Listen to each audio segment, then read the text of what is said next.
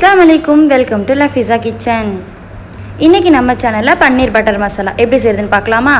இப்போ ஒரு பேனில் 1 டேபிள் ஸ்பூன் அளவுக்கு நெய் ஊற்றிக்கோங்க. நெய் நல்லா சூடானதுக்கு அப்புறமா இது கூட 5 முந்திரி எடுத்து வச்சுருக்கேன். அது இது கூட சேர்த்துக்கோங்க. 2 பல் போல் பூண்டும் ஒரே ஒரு துண்டு இஞ்சியும் சேர்த்துக்கிறேன். இப்போ இது கூடயே கட் பண்ணி வச்சுருக்கிற 3 பெரிய வெங்காயத்தை சேர்த்துக்கிறேன். நல்லா இந்த அளவுக்கு வதங்கினதுக்கு அப்புறமா 3 தக்காளி எடுத்து வச்சுருக்கேன். சமமாக எடுத்துக்கோங்க, அப்போ தான் டேஸ்ட்டு நல்லாயிருக்கும். அதையும் இது கூட சேர்த்து நல்லா சாஃப்டாகிறது வரைக்கும் வேக வச்சுக்கோங்க. இப்போ இதெல்லாம் நல்லா ஆறுனதுக்கு அப்புறமா நல்லா பேஸ்ட்டாக அரைச்சி எடுத்துக்கோங்க. இப்போ ஒரு பேனில் 1 டேபிள் ஸ்பூன் அளவுக்கு பட்டரும் பட்டை கிராம்பு ஏலக்காய் சேர்த்துக்கிறேன். அரைச்ச பேஸ்ட்டையும் சேர்த்துக்கோங்க.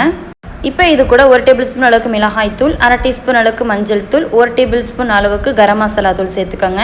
உங்கள் காரத்துக்கு தகுந்த மாதிரி மிளகாய் தூள் கூடவோ குறைச்சோ சேர்த்துக்கோங்க. தேவையான அளவுக்கு உப்பு சேர்த்துட்டு இது லைட்டாக மிக்ஸ் பண்ணி விட்டுக்கோங்க. இப்போ இது கூட தண்ணி சேர்த்துக்கலாம். மிக்ஸி ஜாரில் பேலன்ஸ்லாம் இருக்கும் இல்லையா, அதை கொஞ்சம் வாஷ் பண்ணி அந்த தண்ணியை தான் நான் சேர்த்துக்கிறேன். இதில் நீங்கள் எந்த அளவுக்கு தண்ணி சேர்த்தாலும் கொஞ்சம் நேரத்தில் பார்த்தீங்கன்னாக்கா திக்னஸ் வந்துடும். இது நல்லா ஓரளவுக்கு திக்காகிறது வரைக்கும் நல்லா வேக வச்சுக்கோங்க மூடி போட்டு. இப்போ இது கூட பன்னீர் சேர்த்துக்கலாம்.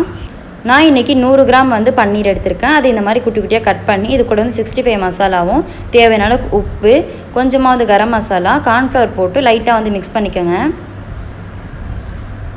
இந்த மாதிரி நல்லா மிக்ஸ் பண்ணதுக்கு அப்புறமா இப்போ ஒரு பேனில் 1 டேபிள் ஸ்பூன் அளவுக்கு பட்டர் சேர்த்துக்கிறேன். பட்டர் நல்லா மெல்ட் ஆனதுக்கு அப்புறமா நம்ம மேக்னேட் பண்ணி வச்சுருக்க பன்னீரை சேர்த்துக்கலாம். இப்போ இது கூடவே கேப்சிகமும் ஆனியனும் கட் பண்ணி வச்சுருக்கேன். இதையும் இந்த தோசை தவாலையே போட்டு ஃப்ரை பண்ணிக்கலாம். இது சுட்டு எடுத்த மாதிரி இருக்கும் அதோடைய டேஸ்ட்டு. நம்ம இந்த கிரேவியில் போட்டு சாப்பிடும் போது நல்லாயிருக்கும் அதோடைய டேஸ்ட் சாப்பிட்றதுக்கு. இப்போ ஓரளவுக்கு திக்னஸ் ஆகிடுச்சு. இப்போ இந்த ஸ்டேஜில் பார்த்திங்கன்னா நம்ம ஃப்ரை பண்ணி வச்சுருக்கிற கேப்சிகம் பன்னீர் எல்லாத்தையும் சேர்த்துக்கலாம். சேர்த்துட்டு மூடி போட்டு 1 நிமிஷம் கொதிச்சா போதும். ரொம்ப நேரம் கொதிக்கணும்னு அவசியம் கிடையாது. ஆல்ரெடி பன்னீரும் வெந்தது தான். இந்த ஸ்டேஜில் கசூரி மேத்தி எடுத்திருக்கேன். அது உள்ளங்கையில் வச்சு நல்லா இந்த மாதிரி க்ரஷ் பண்ணி போட்டுக்கோங்க. கசூரி மேத்தி சேர்த்து செய்கிறதுனால ஹோட்டலில் சாப்பிட்ற மாதிரியான ஒரு டேஸ்ட் ஒன்று கொடுக்கும். இது கூட ஃப்ரெஷ் க்ரீம் சேர்த்துக்கிறேன். ஃப்ரெஷ் க்ரீம், கசூரி மேத்தி இது எல்லாமே ஆப்ஷனல் தான், இருந்துச்சுன்னா சேர்த்துக்கோங்க. அவ்வளோதான், சூப்பரான பன்னீர் பட்டர் மசாலா ரெடி ஆகிடுச்சு. இது மேலே கொஞ்சமாக பட்டர் வச்சு சாப்பிடும் போது ரொம்பவே டேஸ்ட்டாக இருக்கும். பன்னீர் விரும்பி சாப்பிடுவீங்க அப்படிங்கிறவங்க கண்டிப்பாக இந்த டிஷ்ஷை ட்ரை பண்ணி பாருங்கள்.